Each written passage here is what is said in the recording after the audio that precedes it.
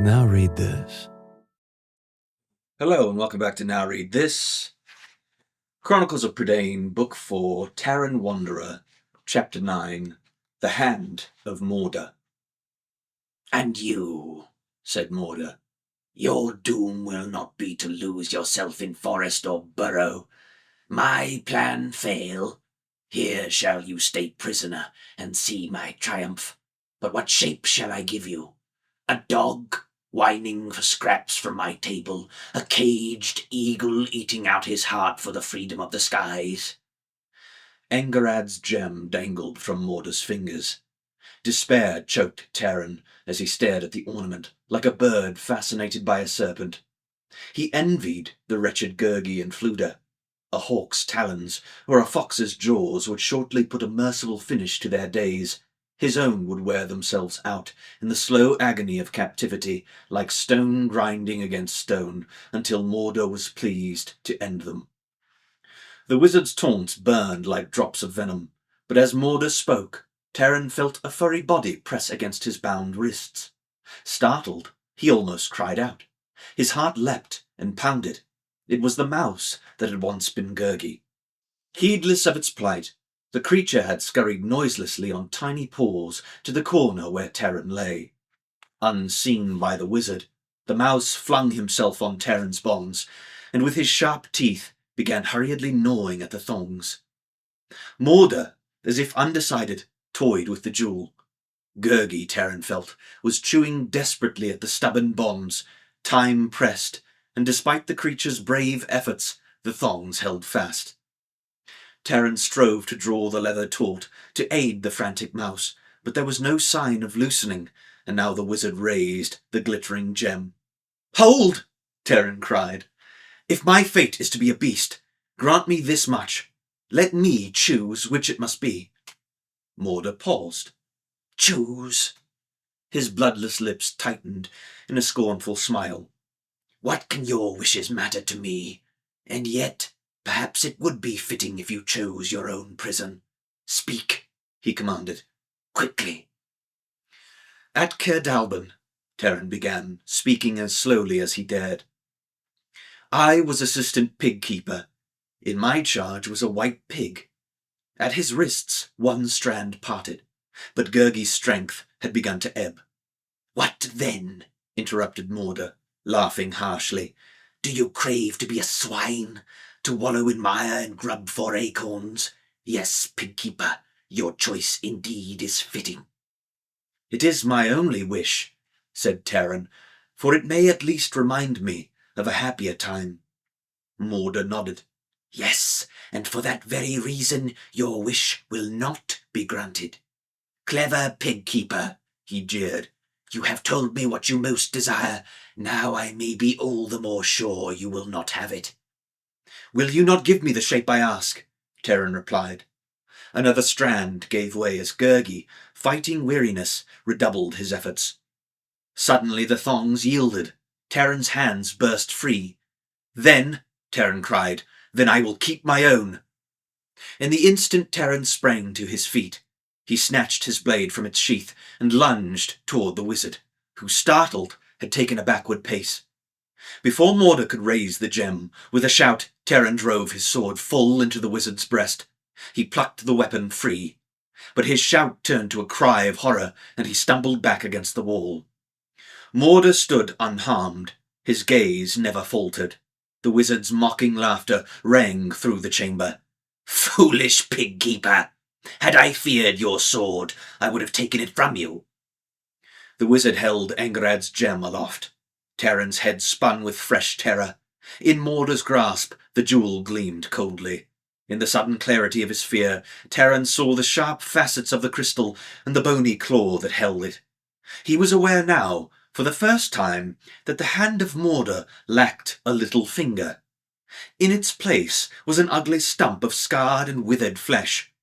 "Do you seek my life?" hissed Mordor. "Seek, then, pig-keeper. My life is not prisoned in my body. No, it is far from here, beyond the reach of death itself."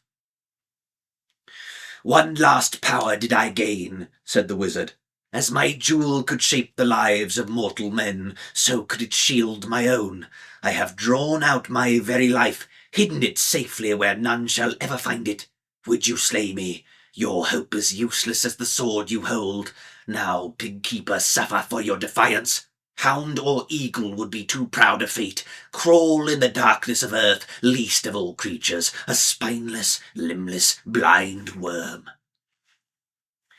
Light flared in the heart of the gem. Taran's sword dropped from his grasp, and he flung his arm across his face. He staggered as though a thunderbolt had struck him, yet he did not fall. His body was still unchanged, still his own. "What blocks my spell?" cried Morda in a terrible voice. A shadow of fear crossed his face. "As if I struggled against myself." His lidless eyes stared unbelieving at Taran, and his hand, with its lacking finger, gripped the gem more tightly. In Taran's mind a strange thought raced. The wizard's life, safely hidden, where none would find it. Taran could not take his eyes from Morda's hand. A little finger. The coffer in the hollow tree. Slowly, terrified lest his hope betray him, Taran thrust a hand into his jacket and drew out the fragment of polished bone. At the sight of it, Morda's face seemed to crumble in decay. His jaw dropped, his lips trembled, and his voice came in a rasping whisper. "What do you hold, pig-keeper? Give it into my hands. Give it, I command you." "It is a small thing my companions and I found," replied Taran. "How should this have worth to you, Morda? With all your power, do you covet such a trifle?" A sickly sweat had begun to pearl on the wizard's brow. His features twitched, and his voice took on a gentleness all the more horrible coming from his lips. "Bold lad to stand against me," he murmured. "I did no more than test your courage, to see if you were worthy to serve me, worthy of rich rewards. You shall have gold in proof of my friendship, and in proof of yours you shall give me the small thing, the trifle you hold in your hand." "This worthless shard," Taran answered. "Will you have it for a token?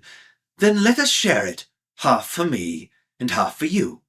"No, no, do not break it," screamed Morda, his face turning ashen. He thrust out a skinny claw and took a step toward Taran, who quickly drew back and raised the fragment of bone above his head. "A worthless thing it is," Taran cried. "Your life, Morda, your life I hold in my hand." Morda's eyes rolled madly in their wasted sockets. A violent shudder gripped him, and his body quaked, as though buffeted by a gale. "Yes, yes," he cried in a voice racked with terror. "My life, poured into my finger. With a knife I cut it from my own hand. Give it back to me." "You set yourself above the human kind," Taran replied. "You scorned their weakness, despised their frailty, and could not see yourself as one of them. Even I, without birthright or name of my own, know that if nothing else, I am of the race of men." "Kill me not," cried Morda, writhing in anguish. "My life is yours. Take it not from me." The wizard flung himself to his knees and stretched out his trembling arms. His bloodless lips quivered as the words burst from his mouth. Hear me, hear me. Many secrets are mine, many enchantments. I will teach them to you, all, all." Morda's hands clasped and unclasped.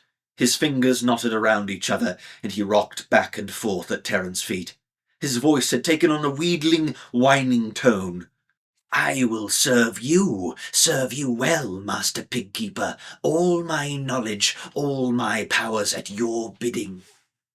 Engerad's jewel dangled from its silver chain at Morda's wrist, and he clutched it and held it up before Taran. "This, even this."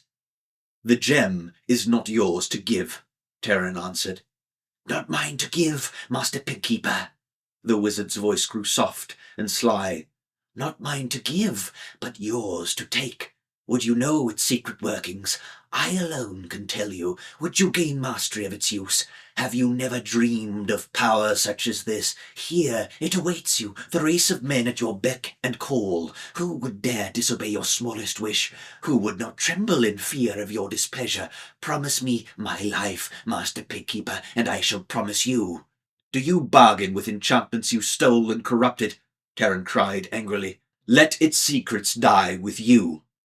At this, Morda howled horribly and pressed himself almost flat on the ground. Barking sobs racked his body. My life! Spare it! Spare it! Do not give me to death! Take the gem! Change me to the lowest crawling thing, to foulest vermin, only let me live! The sight of the cowering wizard turned Taran sick at heart, and for a long moment he could not speak. At last he said, I will not kill you, Morda. The wizard left off his frightful sobbing and lifted his head. You will not, Master Pigkeeper. He crept forward and made as though to fling his arms around Taran's feet. I will not kill you, repeated Taran, drawing back in revulsion, though it is in my heart to do so. Your evil is too deep for me to judge your punishment. Restore my companions, he commanded. Then you will go prisoner with me to Dalbin. He alone can give whatever justice you may hope for. Stand, wizard. Cast Angarad's jewel from you. Morda, still crouching, slowly and reluctantly pulled the chain from his wrist. His pasty cheeks trembled as he fondled the winking gem, murmuring and muttering to himself. Suddenly he leapt upright and sprang forward. With all his might, he swung the jewel at the end of its chain like a whip across Taran's face. The sharp edges of the stone slashed Taran's forehead. With a cry he stumbled backward. Blood streamed into his eyes, blinding him. The shard of bone flew from his fingers and went spinning and skittering over the floor. Under the force of the wizard's blow, the jewel snapped from its silver chain and rolled into a corner. In another moment, the wizard was upon him, growling and snarling like a mad beast. Morda's fingers clawed at Taran's throat. His yellow teeth were bared in a ghastly grin. Taran strove to tear himself from the wizard's grasp, but the frenzy of Morda's attack staggered him. He lost his footing and tumbled to earth. Uselessly he sought to break the deadly grip that stifled him. His head whirled. Through blood-filled eyes he glimpsed the wizard's face, twisted in hate and fury. Your strength will not save you, Morda hissed. It is no match for mine. You are as weak as all your kind. Did I not warn you? My life is not in my body. Strong as death am I. So shall you die, Pigkeeper. With a sudden horror, Taran knew the wizard spoke the truth. Morda's wasted arms were hard as gnarled branches. And though Taran struggled desperately, the wizard's relentless grip tightened. Taran's lungs heaved to bursting, and he felt himself drowning in a black sea. Morda's features blurred. Only the wizard's baleful, unlidded gaze stayed fixed. A crash of splintered wood shattered in Taran's ears. Morda's grip suddenly slackened. Shouting in alarm and rage, the wizard leapt to his feet and spun about. His head still reeling, Taran clutched at the wall and tried to draw himself up. Leanne had burst into the chamber. Growling fiercely, her eyes blazing gold fires, the huge cat sprang forward. Morda turned to meet her attack. Leanne, beware of him, Taran cried. The force of Leanne's charge bore the wizard to his knees, but Morda, in his unyielding strength, grappled with the animal. Growling fiercely, her eyes blazing gold fires, the huge cat sprang forward. Morda turned to meet her attack. Leanne, beware of him, Taran cried. The force of Leanne's charge bore the wizard to his knees, but Morda, in his unyielding strength, grappled with the animal. Leanne flung her tawny body right and left. Her powerful hind legs, their claws unsheathed, lashed vainly at the wizard, who twisted from her paws and now clung to her arching back. Yowling and spitting, the great cat tossed her head furiously. Her sharp teeth flashed in her massive jaws, yet with all her might she could not free herself from the wizard's clutches. Taran knew even Leanne's strength would soon ebb, just as his own had failed. She had given him a moment more of life, but now Leanne herself was doomed. The bone! Taran dropped to hands and knees, seeking the shard. Nowhere did he see it. He flung aside wooden stools, upturned earthen vessels, scrabbled in the ashes of the hearth.